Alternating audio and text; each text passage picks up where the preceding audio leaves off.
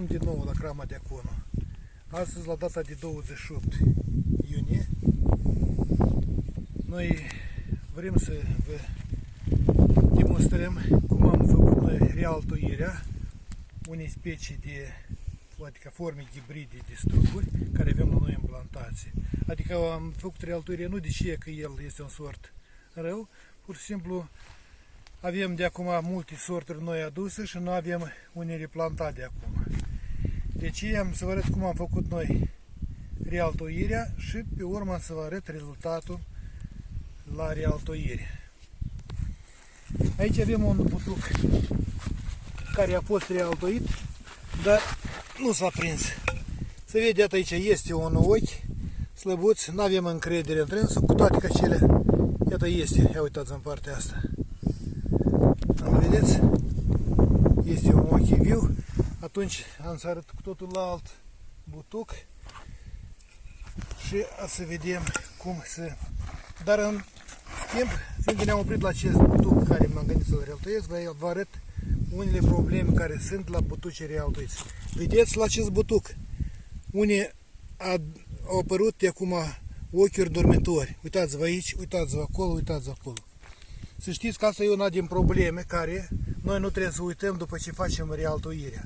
După ce s-a realtoit, fiecare butuc stăruie să dă drumul la starea lui proprii. El nu iubește să crească pe cineva, adică pe care noi îl altoiem pe butuc. De aceea, după realtoire, numai decât trebuie de verificat periodic butucul. Și unii vedem așa ochi apăruți, numai decât trebuie eliminați. În caz contrar, butucul n-a să lucreze pentru altoiul nostru. Aia să lucreze, să caute, să dă drumul la lăsare lui proprii. Atunci să mergem și să vă mai arăt. Deci v-am spus că vreau să vă demonstrez cum realtoim noi butucii. Iată, vedeți, aici a fost prins, a avut lăstari și pe urmă s-a uscat. Asta de ce că n-a fost verificat la timp și a avut, iată, uitați, vedeți aici, ochiuri lăstari verzi și i-a dat îmciri. Și încă mai este o problemă. Fiindcă noi când ne punem, realtoim, nu trebuie să punem ochiuri care vedem că de acum au fost pus la un muiet și de acum s-a pornit crescania ochiului. Asta e una din greșeli, după toate verificările care le-am făcut eu. Cel mai bine când ochiul nu este pornit.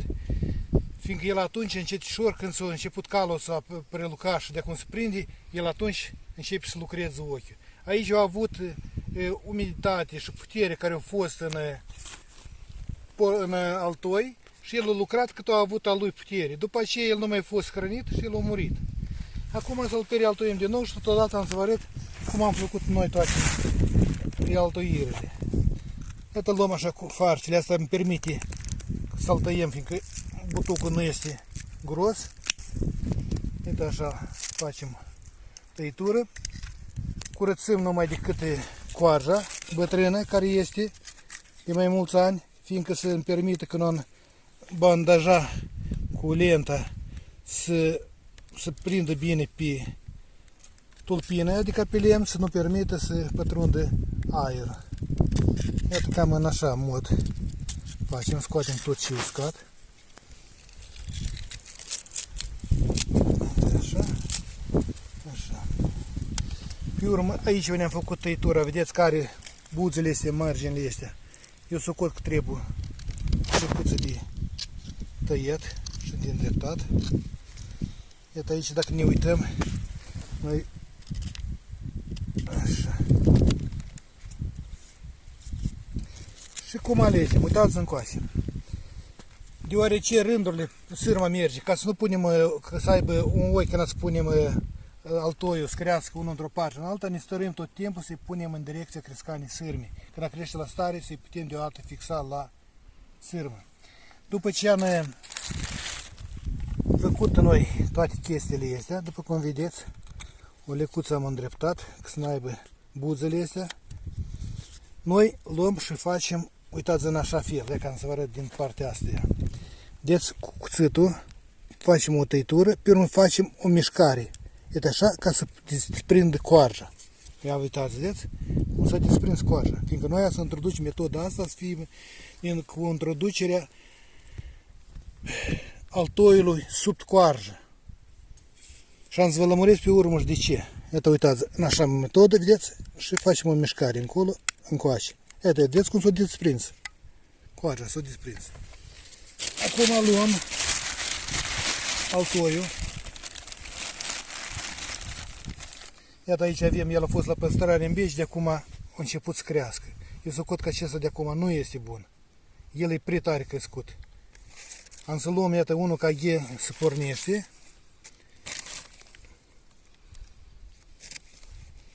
Fiindcă v-am spus care a fost pricina și acolo mai sus. Iată așa, îl retizăm, gătim unul.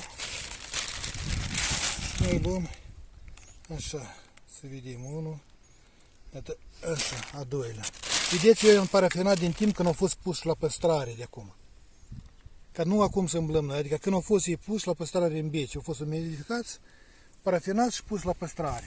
După ce, uitați așa, ca să nu avem noi că merge, că nu se primește dintr-o tăitură. Cuțitul, lama cuțitului trebuie să fie cât mai lată, atunci se primește tăitura dreaptă și dintr-o tăitură. Ochiul tot timpul, noi să-l punem cu ochiul în afară, încoace. Înseamnă că tăitura o facem din partea dinăuntru. Iată așa pe un băț al care avem gătit din timp și facem așa, uitați, dintr-o tăitură.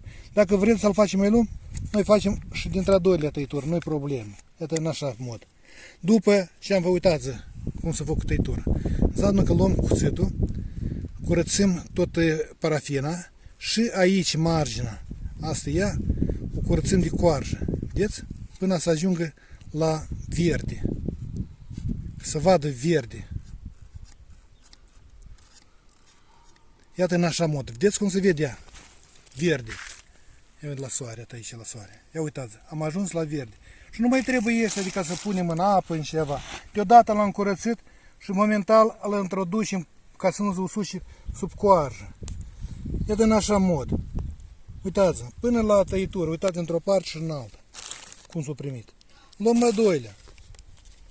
Și iar în modul, același mod, repetăm. Uitați, s-a făcut deodată tăitura. Iarăși, curățim numai decât până la verde.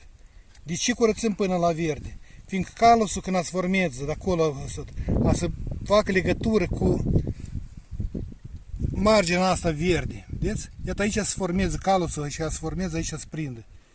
De atâta noi numai decât curățim iată așa și vârful totodată. O licuțeată în așa mod ca el și vedeți cum e verde tot frumos. Și numai l-am curățit și deodată l-am introducem sub coarjă. Iată așa, atent și uitați până la iată în așa un mod. Uitați, vedeți cum s-a prins. Cum s-a introdus. E tot frumos sub coarjă. După aceea luam o bandă izolente, cum mai spun la noi la moldoveni, și îl înfășurăm împrejur ca să nu poată pătrunde aerul și să totodată să îl prindem bine să lichească el să-i permită. Uitați în așa mod. Facem lichidul și iată cum mergem așa, în strâns. O tragem în strâns, ajungem până sus, apoi ne întoarcem iar înapoi în jos. Mai dăm cât se poate, ne strâns, încă nu e problemă, iată una așa metodă. Pe urmă astupăm partea deasupra ca să nu se usuce, uitați tot așa. Facem una, mergem, a doilea și aici tot îl tragem, îl izolăm ca să aibă o lichitură mai bună să lichească. Iată așa. După ajungem aici, uitați aici la urmă, îi dăm și îl prindem o leacă pe altoi și îl strângem așa, ca să lichească împrejur la altoi, de acolo să nu pătrundă aerul. Îi dăm așa și dăm iarăși la a doilea. Uitați cum era. Vedeți cum s-a primit. Și mai dăm aici 2-3 izolătură și atât. Iată, asta e efectuată de acum altoitura. Asta se numește cu introducerea altoiului sub coarjă. De ce v-am arătat eu anume metoda asta? Asta este una din cele mai simple metode de realtoire și după toate observațiile mele care s-au făcut, să vă demonstrez acum în vie, este una din cea mai efectivă. Adică după toate, că am făcut aici și în despicătură, și în diferite, iată aici vedeți, asta e în despicătură făcută. E foarte că totul dat, s-a uscat, dar noi nu ne stăruim să-l eliminăm, deoarece, după cum știți, orice ochi de vie are ochi central și două de rezervă, dormitoare. Asta s-a pornit ochiul central și el nu i-a ajuns, adică hrană ca să crească mai departe. În schimb, peste un timp oarecare pot să trezească cele dormitoare și le spornește. Adică asta au fost observate, făcute mai multe. Uitați aici unul din metoda făcută sub coajă. Iată greșeala care a fost, totuși am verificat, uitați, vedeți cum este? Aici este numai decât eliminat. Și uitați și în partea asta. Vedeți cum iar crește? Eliminat. În caz contrar, în loc să hrănească altoiul, hrănește, adică pe a lui coarde proaspete care le propun. Uitați și crescani. El s-a fost altoită făcut o lună ură, pe 28 mai. Și de acum are și roadă. Noi până în toamnă, noi să mâncăm aici și să vedem roada la lucrul nostru efectuat. Acum așa să mărg și să vă arăt un rând întreg ca să vedeți rezultatul. Adică la noi unul s-o prins și ori nu. Dar uitați și aici să vede. Da, uitați la rând. Nu mai uitați până încolo. Se vede și mai încolo. Mai trec la cap, hai să arăte v-am mai spus ca să vă demonstrăm un lucru care s-a primit la noi. Iată, uitați aici am pus un altoi cu două ochi, vedeți? Amândouă odată zi. Ia uitați. Iată, uitați. Nutucii care s-au altoiți, vedeți, au și roadă. Uitați la rând, vedeți că unul s-a prins și nu vrem să ne audăm. Toate altoitorile care s-au efectuat anume prin metoda cu introducerea altoiului sub coajă. Iată acestea sunt efectele. Toate altoiturile care s-au efectuat și rezultatul. Și totodată să ne uităm, vedeți cum apare ochii ăștia numai decât să eliminăm.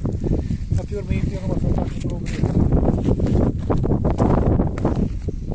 Și aici vedeți tot avea, tot eliminat. Eliminat, că altfel în loc să crească vârstă, el crește.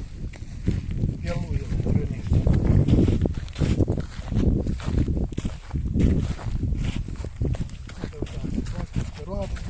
Până în toamnă, noi de acum la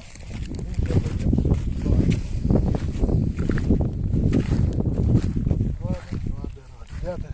Trebuie la moment numai decât de venit și de fixat pe suport, că altfel eu să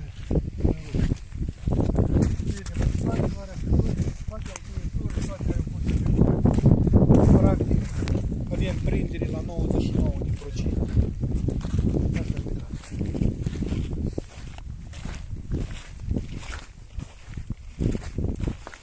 Și iată asta e. Dacă mai aveți ceva întrebări, poftim, dați-ne întrebări și noi o să vă răspundem. Vă mulțumim, o zi bună!